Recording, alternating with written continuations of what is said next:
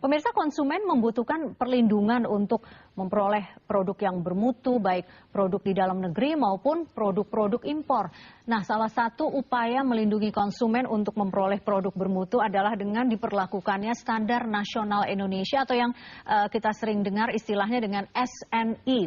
Selain melindungi konsumen, SNI juga dapat menciptakan persaingan sehat di pasar dalam negeri.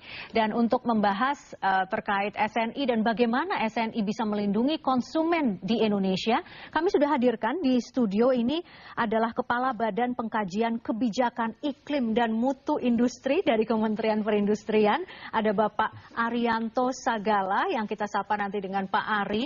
Ini kalau singkat ini Kepala BPKIMI ya Pak ya, tadi panjang sekali judulnya. Terima kasih telah hadir di studio. Dan juga kami hadirkan Deputi Menteri Negara Ristek Pak Idwan Suhardi yang akan nanti banyak berbagi bagaimana teknologi bisa mendukung standarisasi nasional yang ada di Indonesia. Pak Idwan, selamat datang. Selamat datang. Dan pengusaha kita, tapi di sini mewakili Aperlindo atau Asosiasi Industri Perlampuan Listrik Indonesia yang akan bicara terkait dengan perspektif dari pengusaha dan bagaimana SNI bisa melindungi produk-produk di dalam negeri ya. Pak John Manopo, selamat malam. Selamat malam. Kalau kita bicara dengan SNI, ini sejarahnya kan sudah cukup lama ya, dari tahun 70-an memang harus ada standar industri di dalam negeri, kemudian makanan, begitu.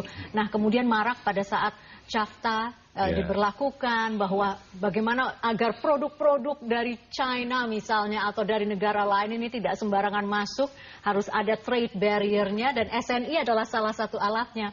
Tapi lebih luas adalah bagaimana SNI melindungi konsumen di Indonesia. Nah, kalau sekarang positioning SNI yang ingin dicapai oleh pemerintah seperti apa, Pak Ari? Ya, jadi sebenarnya SNI itu adalah berkaitan dengan masalah standar-standar keselamatan, keamanan, dan kesehatan, serta memperhatikan aspek masalah lingkungan hidup juga, dan perkembangan teknologi.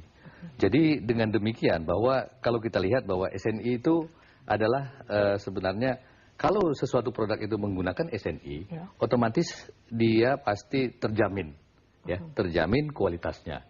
Ya, mutunya akan baik, ya benar-benar karena dia melalui tahap pengujian. Nah, jadi kondisi yang seperti inilah yang sebenarnya benar-benar dapat melindungi konsumen kita. Oke, sebagai latar belakang lagi sebelum kita melaju lebih jauh, produk-produk barang maupun jasa itu apa saja yang benar-benar harus sesuai dengan standar nasional Indonesia? Apakah semua produk yang dipakai oleh konsumen bisa dijelaskan lebih jauh, Pak? Ya. Jadi sebenarnya yang kita utamakan sebenarnya SNI itu secara nasional itu ada sekitar 7.000 lebih ya. Nah, di sektor industri itu ada sekitar 4.000. 7.000-an item yang harus memenuhi syarat SNI. SNI. Nah, di sektor industri itu ada kira-kira 4.100-an. Nah, yang baru kita wajibkan itu ada 73. Nah, yang kita utamakan ini adalah produk-produk yang benar-benar tingkat kalau dia di bawah standar itu sangat membahayakan. Ya, misalnya besi baja, kemudian seperti tepung terigu, kemudian tabung gas, ya, kemudian ada lagi semen, ya, kemudian pupuk, ya. Nah, kemudian juga ada gula rafinasi, ya, Pak. Nah, jadi ada yang juga berkaitan dengan produk-produk logam. Nah, kalau misalnya seperti baja, ya, dijadikan bahan konstruksi. Ya, tiba-tiba dia kelenturannya kurang baik. Nah, kondisi ini sangat membahayakan kalau kita misalnya dipukul sama gempa saja. Nah, ini kalau misalnya kelenturannya tidak diuji, nah ini akan sangat berbahaya sekali. Oke, baik. Nah, kalau bicara dari perspektif pengusaha, sebuah standar nasional Indonesia atau standar yang diterapkan dalam sebuah produk tentunya kan tidak bertahan dari tahun 70 sampai tahun 2000-an sama terus, tidak mungkin seperti itu. Apa perspektif Anda, Pak John? Ya, saya rasa standar itu sangat bagus ya. Maksudnya gini, sejalan kalau saya katakan regulasi pemerintah, ada Undang-Undang Nomor 8 tentang perlindungan konsumen. Nah, ini juga bisa terkait dengan standar.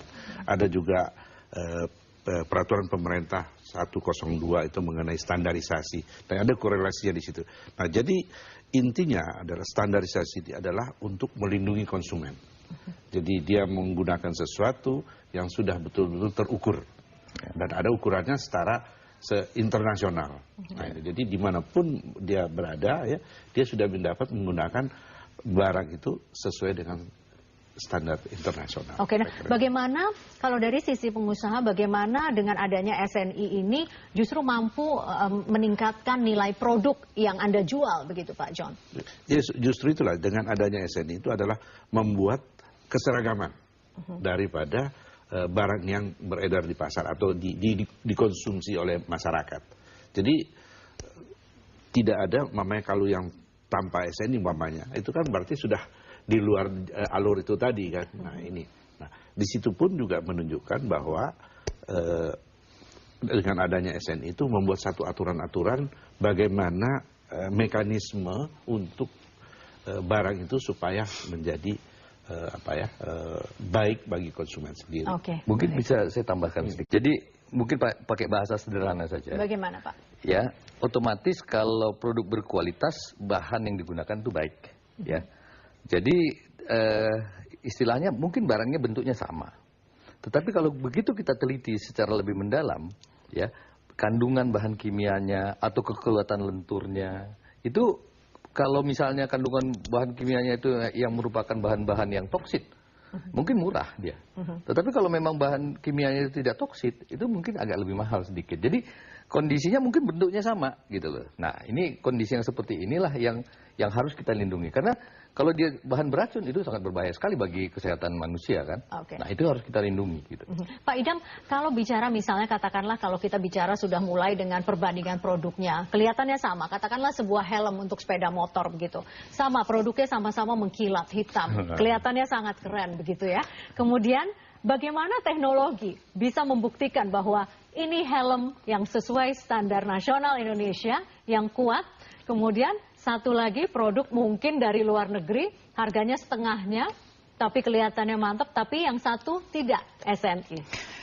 Gini Mbak, jadi esensinya seperti Pak Arianto katakan, sebetulnya bagaimana supaya konsumen itu safe. Tapi yang lebih jauh lagi sebetulnya ini kan masalah trading, ya. Kita kan juga, nanti Pak Arianto bisa menjelaskan bagaimana kita bagian dari WTO, World Trading Organization dan sebagainya. Produk-produk bisa masuk kemana saja dan sebagainya.